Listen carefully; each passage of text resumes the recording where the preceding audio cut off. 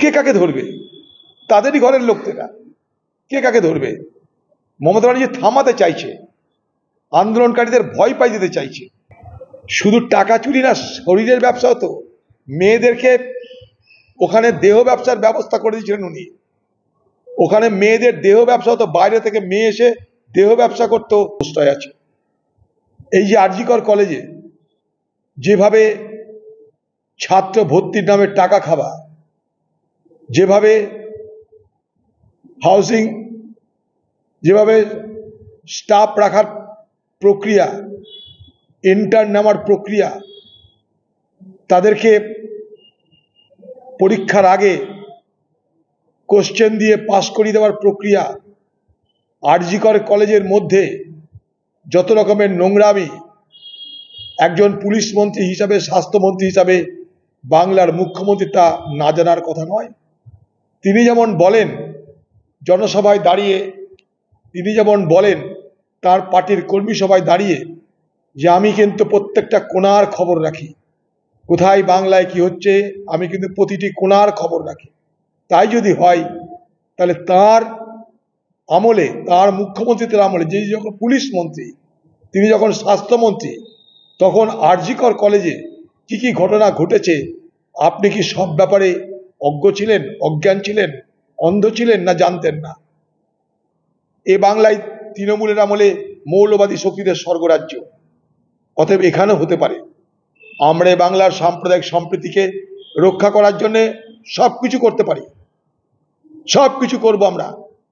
এই মুর্শিদাবাদ জেলায় আমরা হিন্দু মুসলমান আমরা কেউ একে অপরকে বিদ্বেষের চোখে দেখি না কোনোদিন। এ বাংলা, এ মুর্শিদাবাদ সারা ভারতবর্ষে নতুন নজির সৃষ্টি করে সাম্প্রদায়িক সম্প্রীতি, ধর্মনিরপেক্ষতার বার্তা বহন করে চলেছে যুগ যুগ ধরে।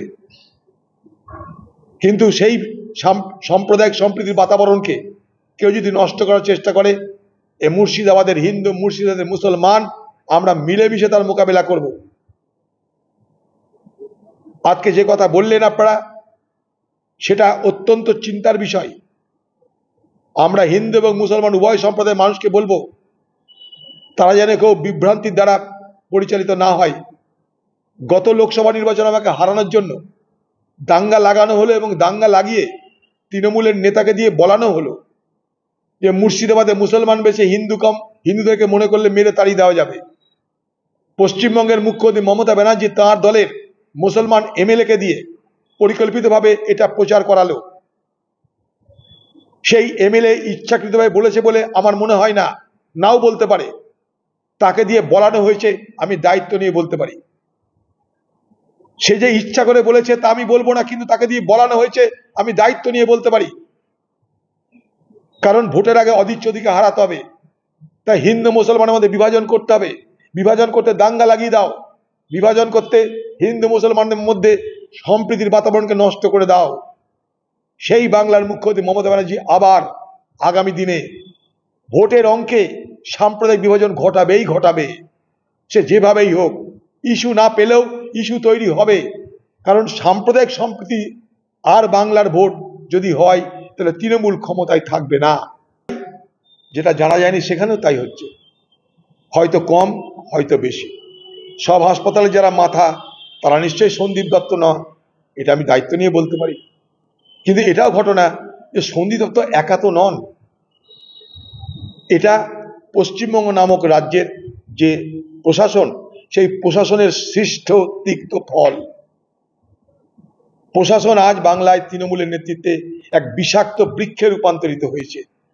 বিষাক্ত বৃক্ষ যখন হবে, সে বিষাক্ত বৃক্ষের ফল সুমিষ্ট হবে, এটা ভাবার কোনো কারণ নাই। বিষাক্ত বৃক্ষের ফল বিষাক্ত হবে, তিক্ত হবে। তাই আজকে যাকে দেখতে পাচ্ছি সন্দীপ দত্ত, সে হয়তো আমাদের কাছে দৃশ্যমান, কিন্তু আমাদের থেকে দৃশ্যমানতার বাইরে বাংলায় যে অপরাধ জগৎ আজকে তৃণমূলের আমলে ফুলে ফেপে বড় হয়েছে, তার আকার আকৃতি অনেক বড়, সবটা আমাদের চোখের সামনে আসছে না। এটা স্বৈরাচারী যারা, তাদের এটাই চরিত্র হয়।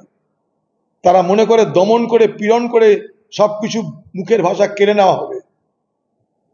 তারই এটা প্রক্রিয়াটা পরিকল্পিতভাবে পুলিশ এবং তৃণমূলের হুলিগান যারা, তৃণমূলের যারা ক্রিমিনাল, তৃণমূলে যারা গুন্ডা তারা মিলেমিশে এই ঘটনা ঘটিয়েছে, একদম মিলেমিশে প্ল্যান করে। তুমি ইট মারবে, আমি একটু সরে যাব, আমরা আবার ইট মারবো, তুমি একটু সরে যাবে। দুপক্ষ ইট মারামারি হলো, কারোর গায়ের নুন ছালও উঠলো না। বুঝুন মজা, দুপক্ষে ইট যুদ্ধ হচ্ছে, কারো গায়ের নুন ছাল উঠলো না, কারো ঘাম বার হলো না, কারো মাথা ফাটলো না, ইট ছোড়াছুড়ি চলল। বড় অদ্ভুত দেখলাম। এবার এই ইট ছোড়াছুড়ি একটা খেলা হয়ে যাক বাংলায়। দিদি তো খেলতে অভ্যস্ত, এবার ইট খেলা করে দিন একটা। ইট খেলা দেখলাম আমরা, ক্রিমিনালরা ইট ছুটছে, পুলিশের গায়ে লাগছে না, পুলিশ ইট ছুটছে, ক্রিমিনালের গায়ে লাগছে না। পুরো অদ্ভুত, হাতে ঢাল নেই, কিছু নেই, কিন্তু ইট ছুটবে যখন গায়ে লাগবে না। সে পুলিশই ছুড়ুক আর ক্রিমিনালই ছুড়ুক, কারোর গায়ে লাগছে না।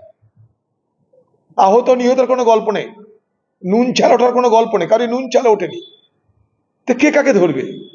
তাদেরই ঘরের লোক থেকে কে কাকে ধরবে? মমতা ব্যানার্জি থামাতে চাইছে, আন্দোলনকারীদের ভয় পাই দিতে চাইছে, আপনি পারবেন না। অপরাধ জগতের উদীয়মান সূর্যের নাম ওখানকার প্রিন্সিপাল। এখানকার বাংলার অপরাধ যে জগৎ, সেই অপরাধ জগতের উদীয়মান সূর্য মধ্য গগনে বিরাজ করছেন, তার নাম মিস্টার কে সন্দীপ। এবং তার পিছনে বাংলার মুখ্যমন্ত্রীর প্রত্যক্ষ পরোক্ষ মদত অবশ্যই আছে, আমি দায়িত্ব নিয়ে কথা বলতে পারি। সব কিছু হয়েছে প্রশাসনের নজরে থাকার সময়। আজকে উনি বুঝতে পারছেন বিপদ আসন্ন, আজকে ওই ভদ্রলোক বুঝতে পারছেন বিপদ আসন্ন, তাই তিনি আরেকটা নাটক করে আইনের সাহায্য নিতে চাইছেন। আইনকে বুড়ো আঙুল দেখিয়ে যারা প্রতিদিন আইন ভেঙেছেন, আইন ভাঙতে ভাঙতে আজ আমাদের ঘরের মা বোনদের নিরাপত্তাকে কেড়ে নিয়েছেন, আমাদের ঘরে একটা মেয়েকে, একটা বোনকে আজকে খুন করানোর পিছনে আপনাদের প্রত্যক্ষ পরোক্ষ প্রশ্রয় কাজ করেছে। সেই সময় দাঁড়িয়ে বিচারকের সামনে জনতার দরবারে আপনাকে বিচার করা উচিত। তা না করে আপনি নিজে আইনের সাহায্য নিয়ে বাঁচতে চাইছেন, আপনি বাঁচতে পারবেন না। আইন এত দুর্বল নয়, আইনের হাত থেকে আপনাদের মতন অপরাধীরা বেশি দিন জেলের বাইরে থাকতে পারে না বলে আমি দৃঢ়ভাবে বিশ্বাস করি। তাই শরীরের ব্যবসা হতো, শুধু টাকা চুরি না, শরীরের ব্যবসা হতো। মেয়েদেরকে ওখানে দেহ ব্যবসার ব্যবস্থা করে দিয়েছিলেন উনি। ওখানে মেয়েদের দেহ ব্যবসা হতো, বাইরে থেকে মেয়ে এসে দেহ ব্যবসা করতো, সন্দীপবাবু তারও ব্যবস্থা করেছেন। ড্রাগের ব্যবসা হতো, তার ব্যবস্থা করেছেন। ওষুধ কেনা বেচার নামে ফ্রড করেছেন। ছাত্র ভর্তি, ছাত্র পাস করার নামে জালিয়াতি করেছেন। আমি আরেকটা কথা বলেছিলাম কদিন আগে, যে পশ্চিমবঙ্গের মেডিকেল কলেজগুলোতে, সরকারি মেডিকেল কলেজে, আবার বলছি, পশ্চিমবঙ্গের সরকারি মেডিকেল কলেজে বাংলার মুখ্যমন্ত্রী ক্ষমতা আসার পর 2011 সালের পর থেকে পশ্চিমবঙ্গের সরকারি মেডিকেল কলেজে কতজন তৃণমূলের নেতা নেত্রীর পরিবারের মানুষ ভর্তি হয়েছেন আমার জানতে ইচ্ছা করছে। তৃণমূলের নেতা নেত্রীরা যারা পরিবারের লোক যারা ভর্তি হয়েছে পশ্চিমবঙ্গের সরকারি মেডিকেল কলেজগুলোতে, তাদের থেকে কি কেউ বেশি নম্বর পায়নি? তাদের থেকে কি কারোর বেশি যোগ্যতা ছিল না? এ প্রশ্ন আমার আছে। পশ্চিমবঙ্গের মেডিকেল কলেজগুলোতে তৃণমূল দলের প্রভাবে অযোগ্য ব্যক্তিদেরও, অযোগ্য ছাত্রছাত্রীদের টাকার বিনিময়ে ভর্তি করা হয়েছে বলে আমি খবর পেয়েছি, তাই এ কথা বললাম। তদন্ত হোক, শ্বেতপত্র প্রকাশ হোক।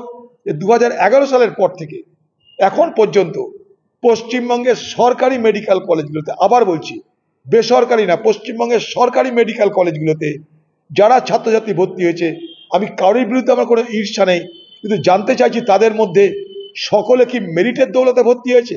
সকলে কি যোগ্যতা নিরিখে ভর্তি হয়েছে? যদি তা হয়ে থাকে, তাদের মধ্যে তৃণমূল নেত্রীর পরিবারের সদস্যের সংখ্যা কত? স্পষ্ট কথা আমার।